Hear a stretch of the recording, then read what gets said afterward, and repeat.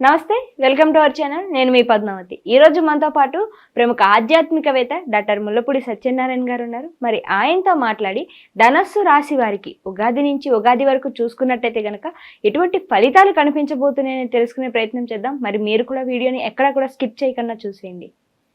నమస్కారం పద్మావతి. గురుగారు, అయితే ధనస్సు రాశి వారికి మనకి ఉగాది నుంచి చూసుకుంటే గనక కొత్త నూతన సంవత్సరం అనేది మొదలవబోతుంది. విశ్వావసనామ సంవత్సరం సందర్భంగా ఈ ధనస్సు రాశి వారికి ఎటువంటి ఫలితాలను తెచ్చిపెడుతుంది, దానితో పాటుగా ఈ షష్టగ్రహ కూటమి కూడుకొని వస్తుంది కాబట్టి ఈ గ్రహాల అనుకూలతలు కూడా ఎటువంటి ప్రభావితం చూపిస్తాయి అంటారు? మనకి ధనుసు రాశి వాళ్ళందరికీ కూడా త్వరలో బ్రహ్మాండంగా మారిపోబోతుంది. వీళ్ళు స్టార్ తలుపులు పట్టనంత లావ్ అయిపోతారు వీళ్ళు. ఫస్ట్ ధనుసు రాశి వాళ్ళు అసలే పొట్టిగా మీడియంగా ఉంటారు, కొంచెం పుష్టిగా ఉంటారు.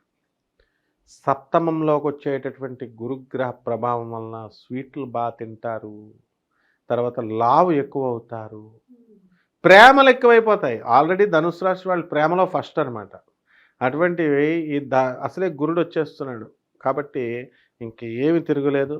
ఈ యొక్క 2025 సంవత్సరం ఉగాది తర్వాత షష్టగ్రహ కూటమి కూడా వచ్చేస్తుంది మార్చి 29 నుంచి 2025లో.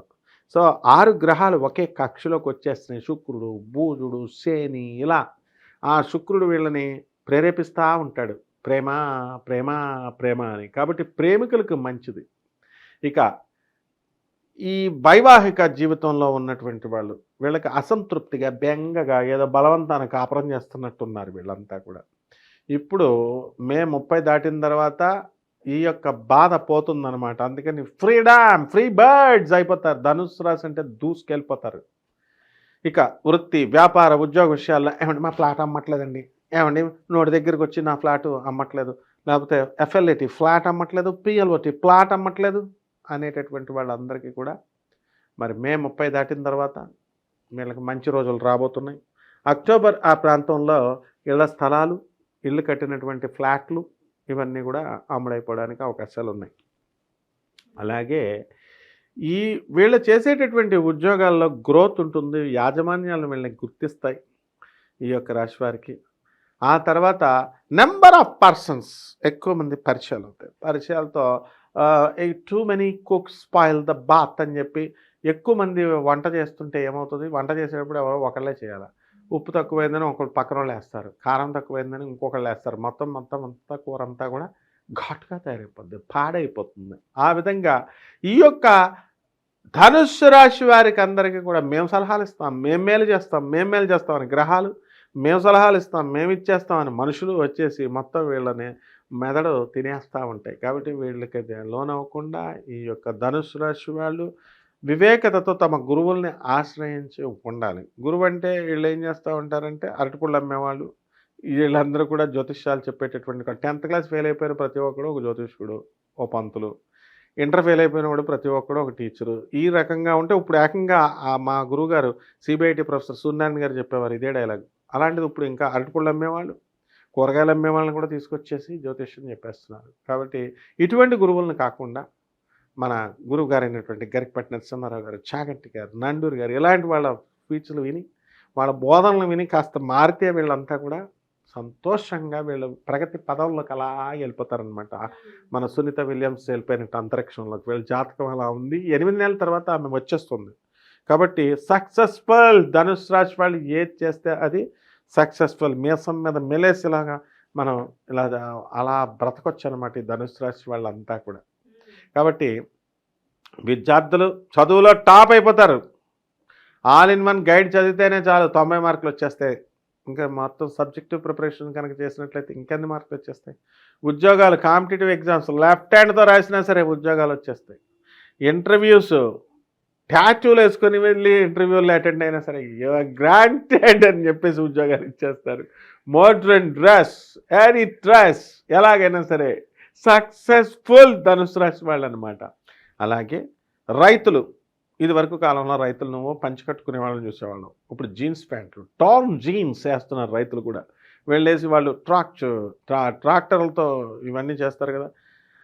వీళ్ళందరూ కూడా ఒకడు ఫోన్ పట్టుకొని ఉన్నాడు, ఏమిట్రా బాబు అని అంటే ఒక పక్క లవర్తో మాట్లాడుతున్నాడు, ఒక పక్క వ్యవసాయం చేస్తున్నాడు. సో డబల్ రైతులందరికీ కూడా డబల్ లాభాలు అనమాట. ఎందుకని ఈ యొక్క ధనుస్సు రాశి వారికి రాహు 3వ ఇంట్లోకి వచ్చేస్తున్నాడు.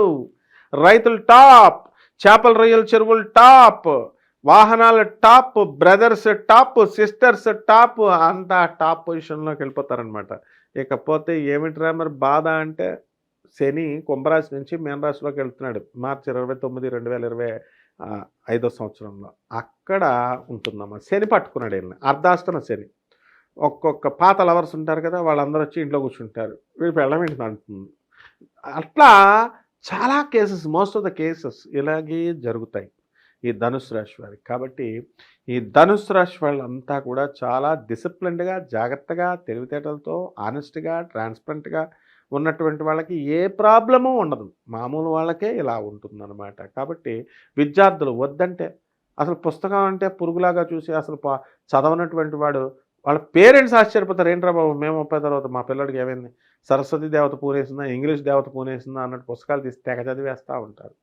విదేశాల కోసం విద్యార్థులు అప్లై చేసేస్తూ ఉంటారు. వాళ్ళకి డెఫినెట్గా వాళ్ళకి సీట్లు వచ్చేస్తూ ఉంటాయి. అండ్ ట్రెడిషనల్ కోర్సెస్లో చదివేటటువంటి వాళ్ళంతా పోయే అంత modern courses, fashion designing and చక్కటి డ్రెస్సులు, బ్రహ్మాండంగా మోడర్న్ డ్రెస్సులు కుడతా ఉంటారనమాట. ఆ విధంగా హోటల్ మేనేజ్మెంట్ ఇలాంటి కోర్సెస్ అన్నిటిలో కూడా లీడింగ్లోకి వెళ్ళిపోతారు. తర్వాత డిఫరెంట్ ఇన్నోవేటివ్ ఐడియాస్, క్రియేటివ్ ఐడియాస్తో ముందుకు దూసుకెళ్ళిపోతూ ఉంటారు. ఎక్కువ మాట్లాడితే ధనుసు రాశి వాళ్ళు భార్యాభర్తలు ఇద్దరు కూడా విడాకులకు వెళ్ళిపోతారు. ఎక్కువ మాట్లాడుకోకుండా, ఎక్కువ నో ఆర్గ్యుమెంట్స్ అంటారు అంతే. పోలీసు వాళ్ళు చెప్పినా వినరు, కోర్టులు చెప్పినా వినరు, ఆనరబుల్ జడ్జెస్ చెప్పినా వినరు. ఈ విధంగా ధనుసు రాశి వాళ్ళు మళ్ళీ చాలా వినయం. ఏమండి గురువుగారు మీరు చెప్పింది వింటామండి, గురుగారు మేము జడ్జి గారు మీరు చెప్పింది వింటామని అంటారు, చెప్పింది వినరు అనమాట. కాబట్టి ఇక ఈ ధనుసు రాశి వాళ్ళకి తిరుగులేదమ్మా. విశ్వావసునామ సంవత్సరంలో డబ్బులతో పాటు లవర్లు, డబ్బులు, ఉద్యోగాలు, ఏది కోరుకుంటే అది యద్భావం తద్భవతి, మనోవాంఛా ఫల సిద్ధిరస్తు అని చెప్పేసి వాళ్ళు ఆశీర్వాదం పొందేసినటువంటి వాళ్ళు వచ్చేసారనమాట. కాబట్టి అనుకున్నవన్నీ కూడా జరిగిపోతూ ఉంటాయమ్మా. గురువుగారు అయితే కొంచెం మిశ్రమ ఫలితాలు అనేవి ధనుసు రాశిలో కనిపిస్తున్నాయి కాబట్టి మరి ఎటువంటి పరిహారాలు చేసుకోవాలంటారు వీరు? మనకు ఒకడు ఉన్నాడు, మన బిగ్ బాస్ శనీశ్వరుడు, మా గురుదేవుడు జగద్గురువు. ఆ శని జపం చేసుకోవాలా, శని స్తోత్రాలు చదువుకోవాలా, శనికి కిలోంపావు నల్ల నువ్వుల్ని, నల్లని వస్త్రాన్ని పేద బ్రాహ్మణులకి శనివారం నాడు ఉదయం 8 గంటలకి దానం చేయాలి. ఆ తర్వాత దశమహావిద్యల్లో ఒకటైనటువంటి మహాకాళి అమ్మవారి యొక్క హోమాన్ని వీళ్ళు ఇళ్లల్లో జరిపించుకోవాలా. ఈ విధంగా కనుక జరిపించుకున్నట్లయితే, ఈ విధంగా కనుక జపం చేసుకున్నట్లయితే బ్రహ్మాండంగా ఉంటుందమ్మా. అయితే ఇంకొకటి కూడా చేసుకోవాలమ్మా వీళ్ళు. ఏమిటండి అని అంటే రావి చెట్టుని సెలెక్ట్ చేసుకోవాలా, రావి చెట్టుకి బకెట్ నీళ్ళు పోయాలా, ఆ రావి చెట్టు చుట్టూ తిరగాల. అది దొరకలేదనుకో జమ్మి చెట్టు, జువ్వి చెట్టు, మేరేడు చెట్టు, నారేడు చెట్టు, ఈ విధంగా దేవతా వృక్షాలు ఉన్నాయమ్మా. మేడి చెట్టు, వీటిలో ఏది దొరకకపోతే పల్లెటూరులు కాబట్టి ఏదో ఒకటి ఉంటుంది కదా, దాని చుట్టూ ప్రదక్షిణలు చేసుకుంటే బ్రహ్మాండంగా లైఫ్ అయిపోతుందమ్మా. దసరా బుల్లోళ్ళు అయిపోతారమ్మా ఒక్కొక్కళ్ళు. చాలా చక్కగా వివరించారు గురుగారు. అయితే ధనుసు రాశికి చక్కటి ఫలితాలు అనేవి రావాలంటే ఖచ్చితంగా దానికి తగ్గ పరిహారాలు చేసుకోవడం వల్ల మంచి ఫలితాలు అనేవి దొక్కుతాయి అన్నారు. అయితే ఇంత చక్కటి అవకాశం మాకిచ్చి చాలా చక్కగా వివరించినందుకు మీకు కూడా ధన్యవాదాలు. ధన్యవాదాలమ్మా.